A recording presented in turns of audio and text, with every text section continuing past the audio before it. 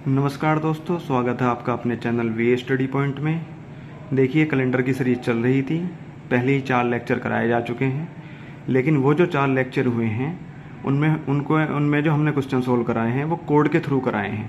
तो कुछ बच्चों की क्वेरी आ रही थी, सर एग्ज़ाम में हम बहुत ज़्यादा होच पोच रहते हैं, ठीक है, तो कई बार ऐसा होता है कोड याद ना आए। तो ऐसे में कोई ऐसा तरीका बताइए जिसमें हमें कोड की ज़रूरत ही ना पड़े और कम समय में एक्यूरेट आंसर आ जाए। तो ऐसे में हम इस वीडियो को लेकर आए हैं जो बहुत ही हेल्पफुल होने वाली है। इसमें देखिए, ये क्या होगा, 15 से 20 मिनट का लेक्चर होगा और इसमें आपको कोई भी कोड याद करने की ज़रूरत नहीं पड़ेगी। हाँ, प्रोसेस थोड़ा लेंदी हो सकता है क्योंकि कोड से जल्दी क्वेश्चन सोल्व हो रहा था, इसमें थोड़ा 10-20 सेकेंड फालतू लग सकते हैं, ठीक है। तो कहीं ना कहीं तो कॉम्प्रोमाइज़ करना ही होगा, लेकिन ये गारंटी है बिल्कुल एक्यूरेट आंसर आएगा। कोई कोड याद आपको करने की इसमें ज़रूरत नहीं पड़ेगी, ठीक है। तो शुरुआत करते हैं एक क्वेश्चन से। क्वेश्चन है 15 अगस्त 1947 को कौन सा दिन होगा, ठीक है। तो इसमें हम क्या करेंगे, इसमें हम आज की डेट को बेस बनाकर आंसर निकालेंगे, ठीक है। आज का डेट है, आज है 2 जून 2023। दिन हमें पता है, दिन है आज फ्राइडे। देखिए, ये तो मैं आज सोल्व करा रहा हूँ तो आज की डेट को बेस बना रहा हूँ इसमें, लेकिन आपका एग्ज़ाम जिस डेट में होगा आप उस डेट के बेस पर, यानी कि उस दिन के बेस पर इसका आंसर निकालेंगे। तो हम क्या करेंगे, हम सबसे पहले 2 जून 2023 को फ्राइडे है, इससे हम देखेंगे 15 अगस्त 2023 को कौन सा दिन होगा। इसको देखते हैं, इसका तरीका वही। देखिए, जून में कितने दिन और बचे हुए हैं, अभी 28। जून में 28 दिन बचे हैं। जुलाई 31 की होती है।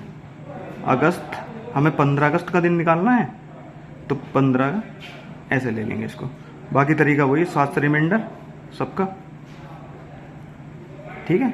ये पूरा पूरा चला गया तो यहाँ रिमाइंडर 0, यहाँ 3 रिमाइंडर आ जाएगा, यहाँ 1 रिमाइंडर आ जाएगा, यानी कि टोटल रिमाइंडर जो आया है वो 4 आया है।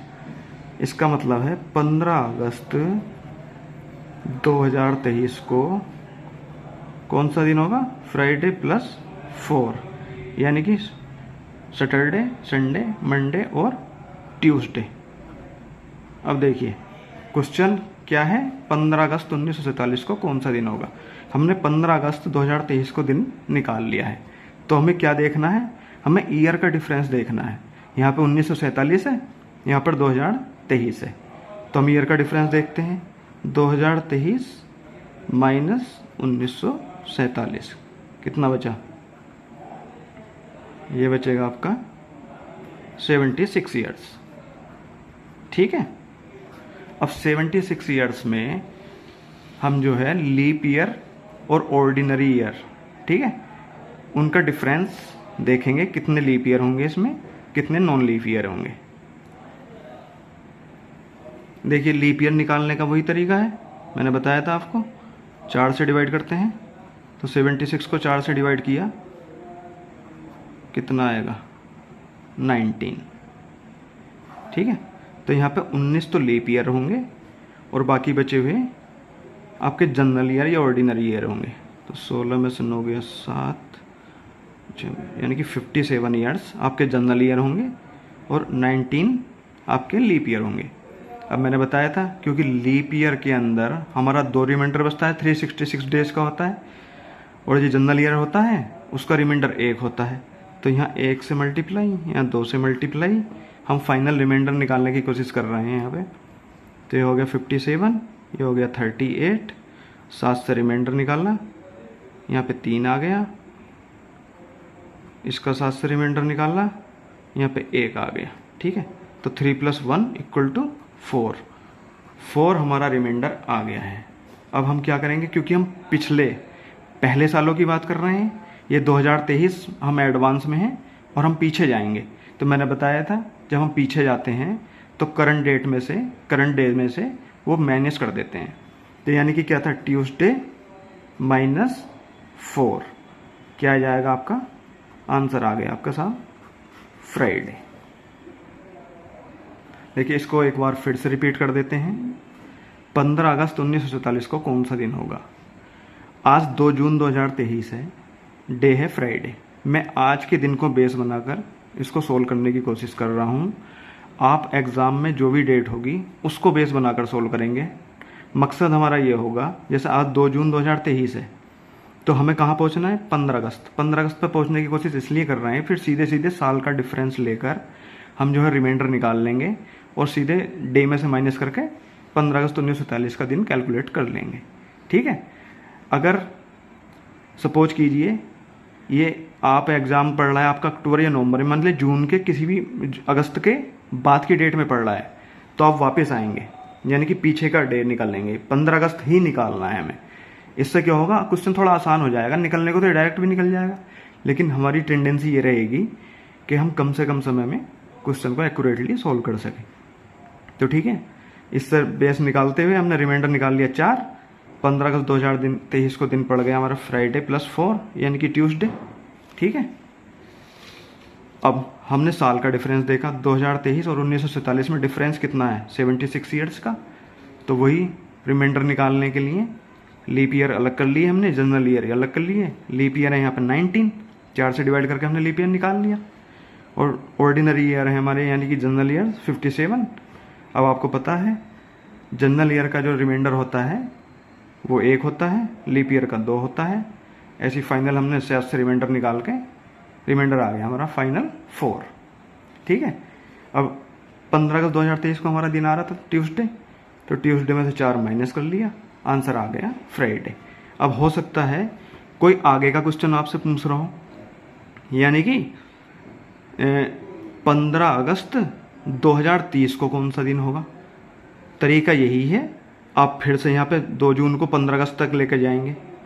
15 अगस्त तक जब आपका दिन पड़ रहा होगा, अब क्योंकि ये 2030 की बात कर रहा है, आगे की बात कर रहा है, तो इसमें वो ट्यूसडे में, जैसे यहाँ पे ट्यूसडे में 4 दिन माइनस किए हैं, वहाँ जो भी रिमाइंडर आ रहा होगा वो ट्यूसडे में आप ऐड करके आपका आंसर निकल जाएगा। ठीक है। ये देखिए एक टाइप और देखते हैं, वो टाइप नंबर 1 था, वही सबसे ज़्यादा टाइम टेकन था, जो हमने सोल्व कर लिया है।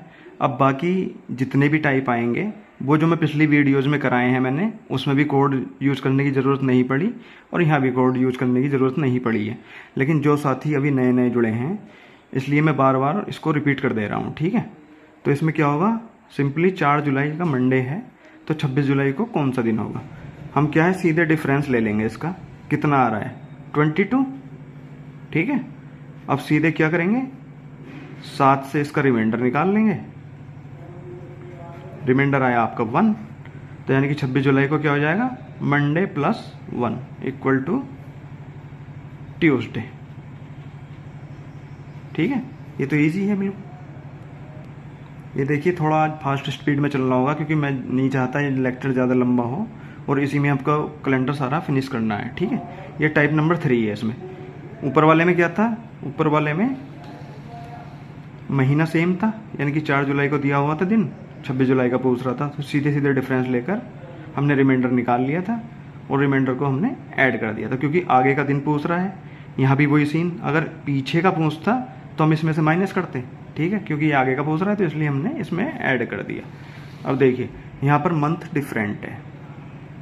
जून हम जानते हैं 30 दिन की होती है, तो 15 जून को तो इसने दे दिया। कितने दिन और बचे हैं जून के, 15 दिन बचे हैं हमारे पास। ठीक है। जुलाई 31 की होती है, अगस्त 31 का होता है, सितंबर 30 का होता है, अक्टूबर 31 का होता है, नवंबर का 7 नवंबर को दिन वो पूछ रहा है, तो इसको ये 7 ही लिए जाएंगे। रिमाइंडर फटाफट 7 से निकाल देंगे। ठीक है। इसका निकालना रिमाइंडर, ये लिख देता हूँ मैं यहाँ रिमाइंडर। ठीक है। 7 से रिमाइंडर निकाला, 15 का 1 आ गया, 31 का निकाला 3, 31 का 3, 30 का 2, 31 का 3, और ये 7 है, तो 7 से 7 निकालेंगे, 0 हो जाएगा।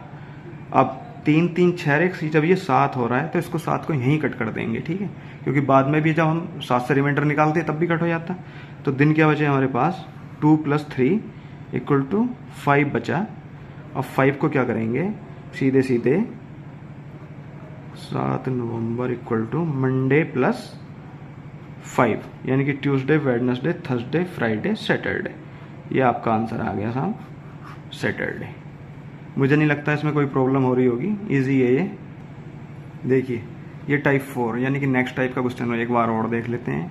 इसमें ये पूरे एक साल का डिफरेंस पूछ रहा है, यानी कि 2 अगस्त 2014 को अगर सैटरडे है तो 2 अगस्त 2015 को कौन सा दिन होगा। अब मैं लीप ईयर और जनरल ईयर का कॉन्सेप्ट आपको बता चुका हूँ।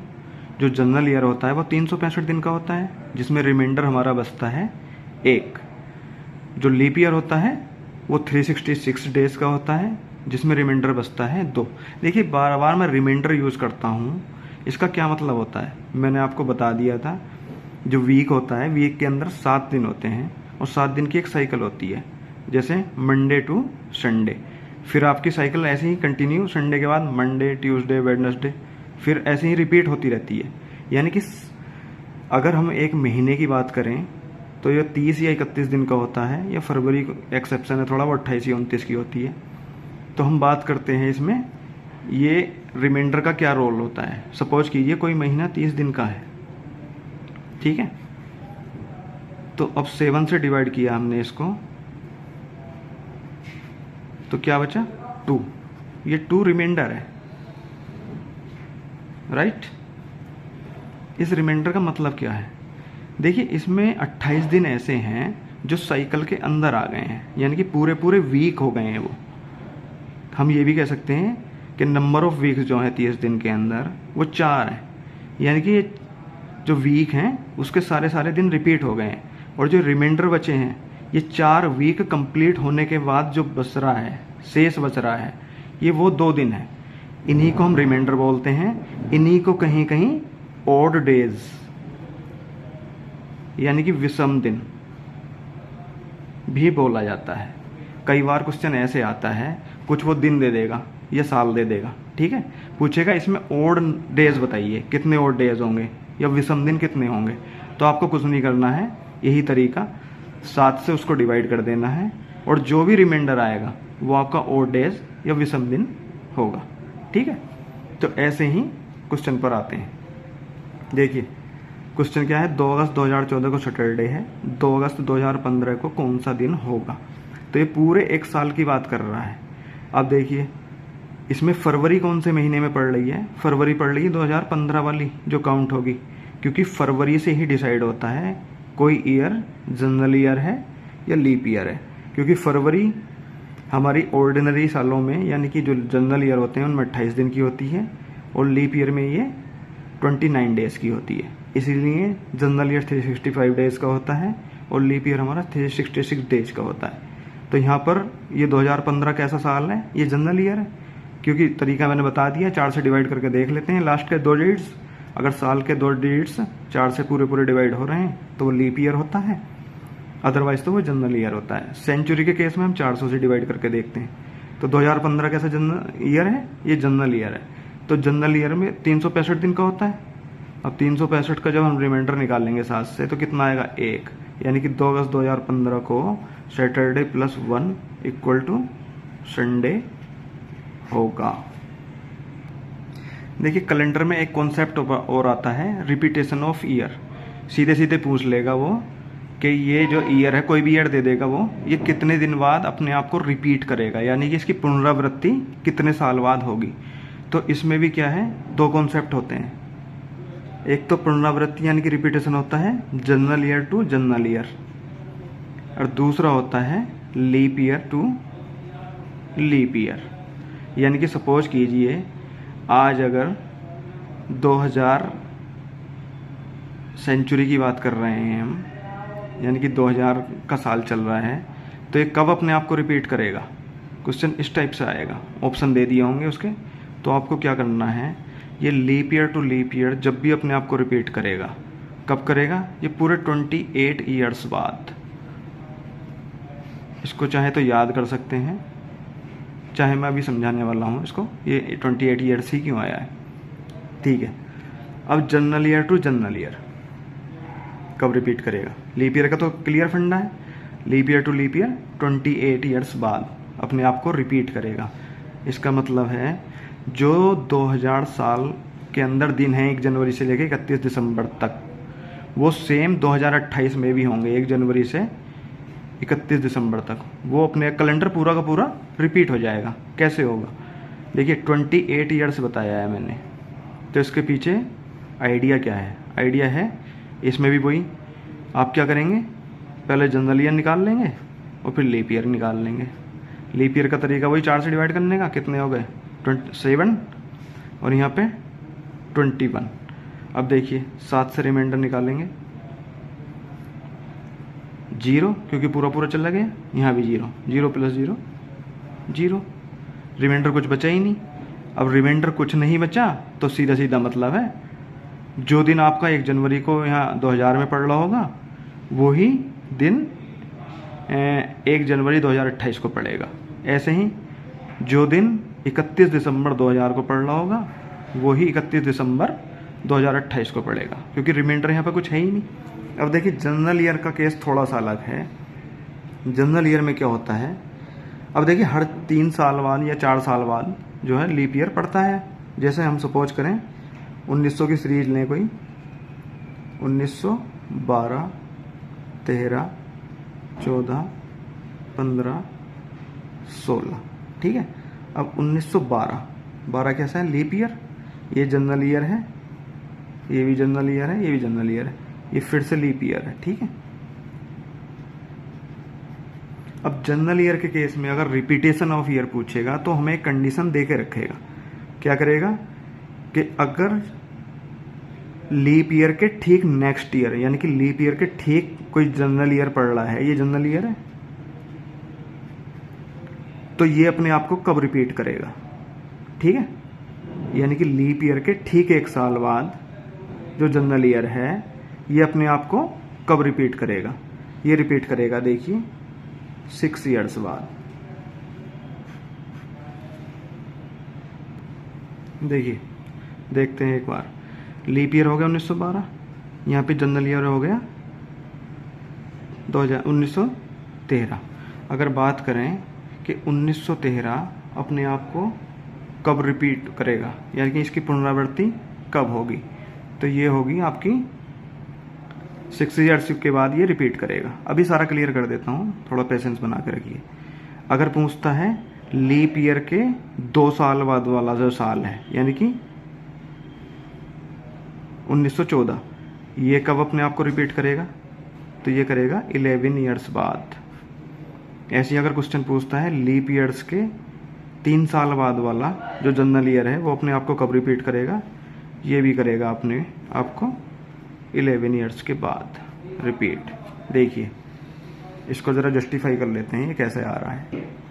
अगर 6 ईयर्स वाला कॉन्सेप्ट में लूँ तो इस केस में भी रिमाइंडर 0 बचना चाहिए। लीप ईयर, जनरल ईयर, 6 को हमने 4 से डिवाइड किया तो नंबर ऑफ लीप ईयर्स कितने आए? 1 और 5 हो गए हमारे जनरल ईयर।